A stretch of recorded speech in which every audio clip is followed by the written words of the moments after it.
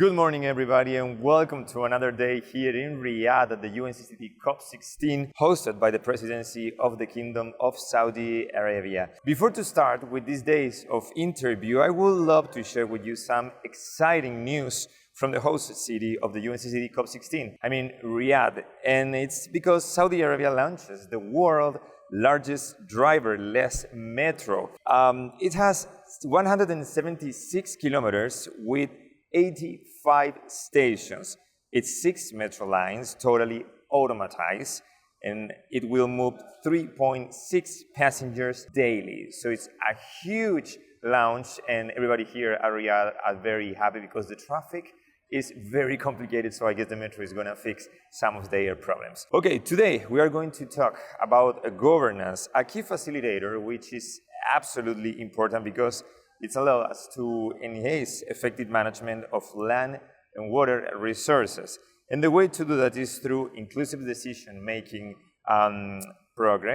processes, rights-based and landscape-scale approaches, partnerships, engagement, and capacity building, adopting and addressing land, water, and resources tenure for marginalized groups included. So in order to talk about this interesting topic about governance, we set a different interview for today, so please come and join me for the first one. And we are back with another amazing interview, and I'm here today with Sushmita Sengupta. She is Senior Program Manager in the Water Program for the Center for Science and Environment. Sushmita, thank you very much for being with us. My pleasure. I want to start the interview asking you, we know that this UNCCD COP is one of the 3 Rio conventions, right? And there's a lot happening in here. How do you think this is really seen on the ground, like outside of the COP? Very valid question, actually, because the part of the world from where I come from is also facing this heat of climate change, facing the heat because of rainfall variability.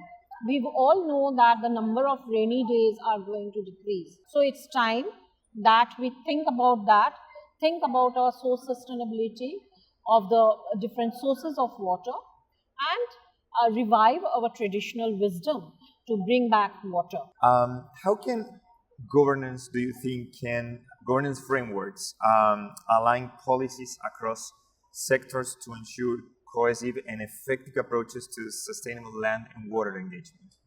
Yeah. So if you are talking about governance, there is a huge scope of actually developing it. But I think I should share with you our experience because our government is also working towards source sustainability, development of the land, so that the degraded land can be revived back, the soil moisture. When we talk about land degradation, which actually means the soil moisture is lost. So we are thinking on the path of bringing back soil moisture also back. And these all require a good recharge framework, groundwater recharge framework through actually protecting our lakes, water bodies, and also thinking of the plunging groundwater level, because our country is depending hugely on the groundwater sources. Yes. So if we are talking about the governance, we actually face the problem of fractured governance because different departments and ministries, if I talk about lakes, some part of the ministry working on the water bodies, some part thinking about the catchment. But it's time we all work together, go back to our whiteboards again, and the regulators, the policymakers, the scientists, they should all come together and work for a comprehensive, structured governance system to protect our water systems.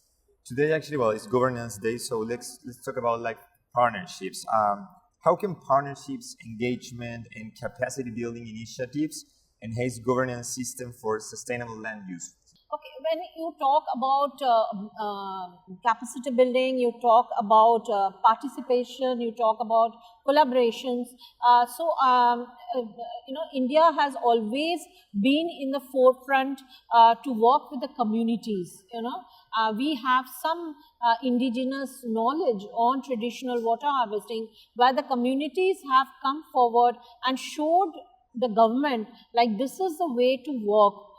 We have different ecosystems in our country, and one part of the country lies on the desert, just like Riyadh, and there they are managing with an annual rainfall of 200 to 500 millimeter.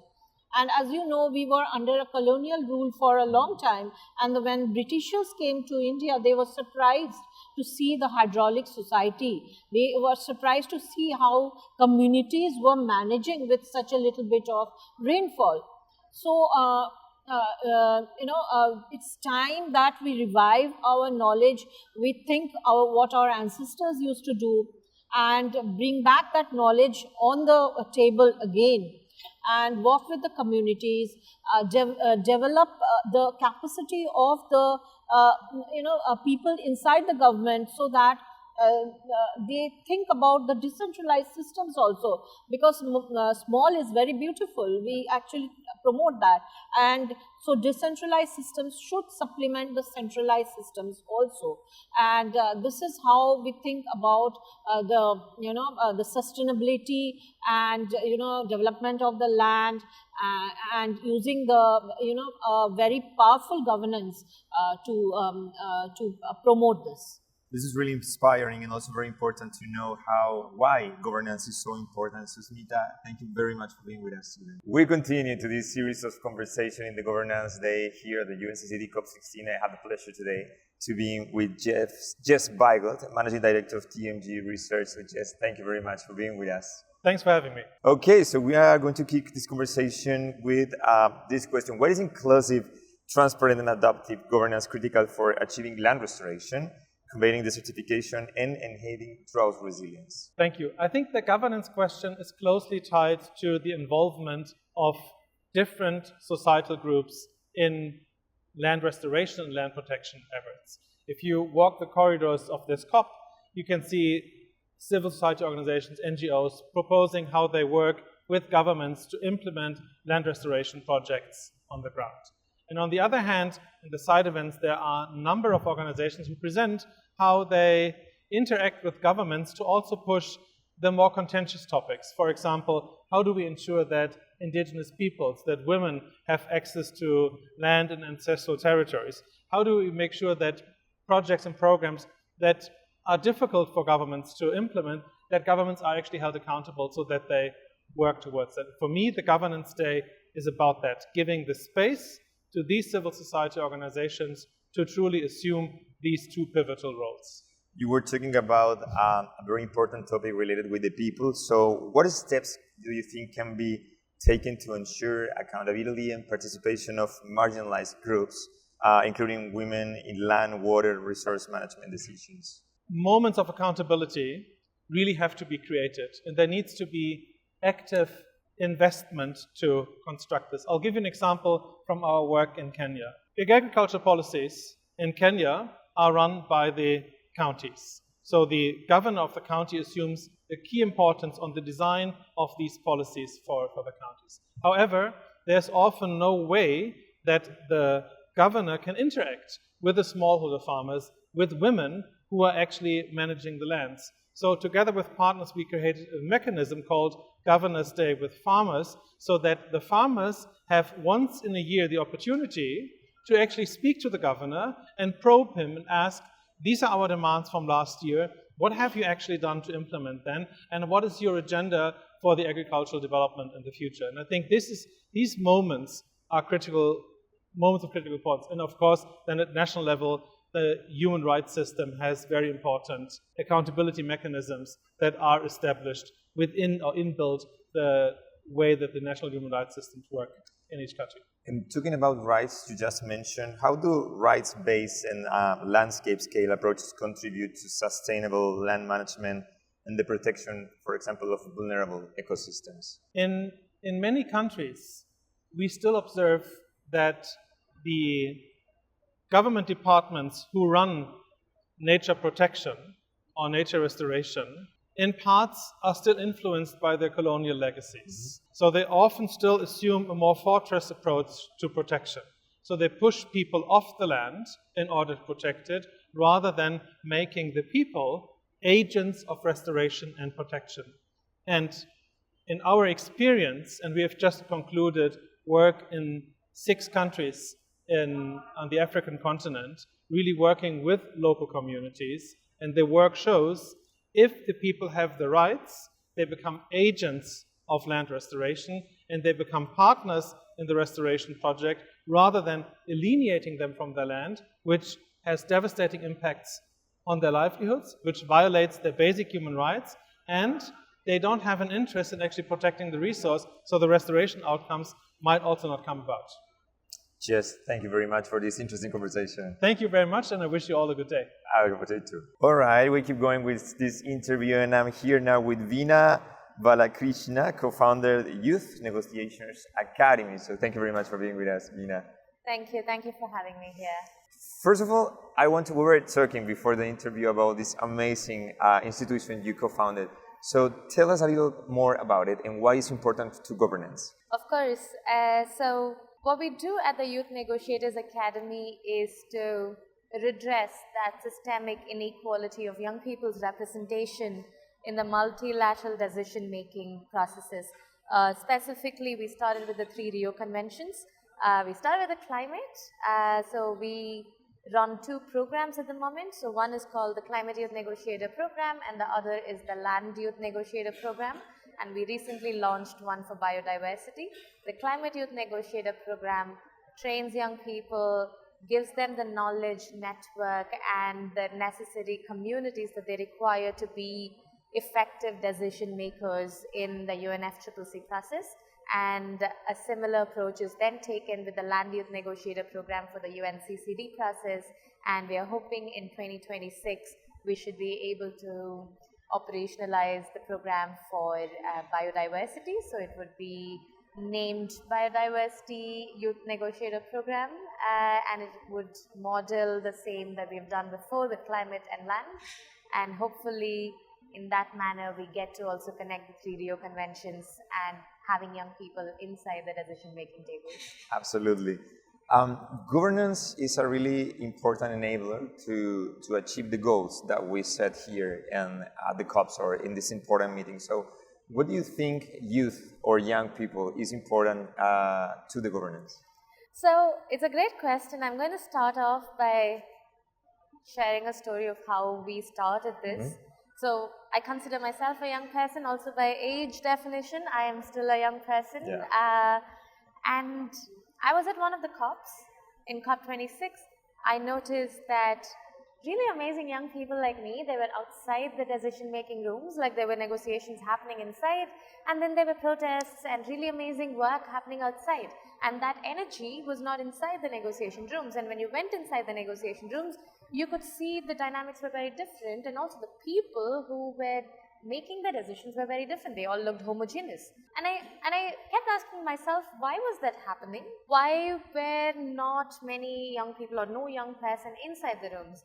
And what is the reason that they're not inside the rooms? And as we started pondering over this, I also got to know that another of my friends, dear friends, who's also my co-founder right now, she was a young negotiator herself, and at COP25, and when she was a young negotiator, she recognized that she did not have enough capacity or the community to effectively participate as a negotiator. So we looked at 2 challenges. One was the access, and the other was, once you're inside, what is the capability development, the leadership development that was required to be effective as a negotiator. And that's also how we started off itself. And the reason why I wanted to tell this is because I think for effective governance, especially for negotiations as we're speaking over here, we need diverse people participating diverse people participating in the decision making, because the decisions are being made for all people, and if you have only a particular set of people or like representation of only a set of people making the decisions, policy is not then representative of all people that it is supposed to serve.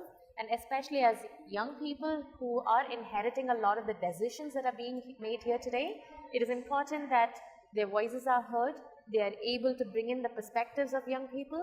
But also, I see that in order to bring in more ambition and progress in these outcomes, which we are lacking at the moment, perhaps change in leadership could do that. Yeah. Bringing the energy of young people could do that.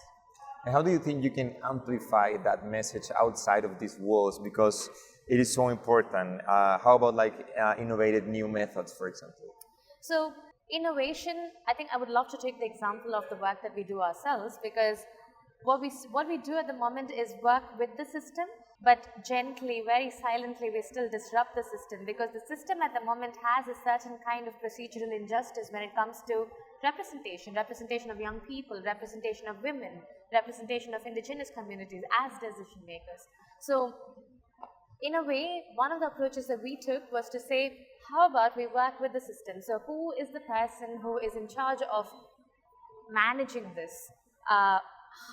Who is the person who is managing the negotiation teams? Who is receiving the mandates, and how could we work with them directly? So at the moment at the Youth Negotiators Academy, for our programs, we work directly with the focal point ministry and the national focal point for the convention. So for example, for the Land Youth Negotiator program, we work with the UNCCD focal point directly. We sign an agreement with them, and through that agreement, we list what we would deliver, which is capacity development, network building, community that they need, advocacy support, and also financial support for those who are really needing the support to be here. And in turn, what the countries need to do is give the young people a mandate, the negotiation mandate, to be effective over here, to share the information with the negotiators, like documentation or country positions ahead, during and after COP, and to effectively engage them when they are with their national delegations.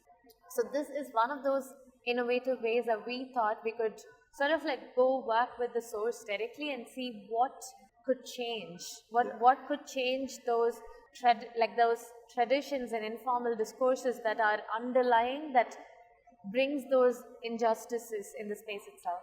It's quite a challenge, but a beautiful one. Veena, thank you very much for being with us.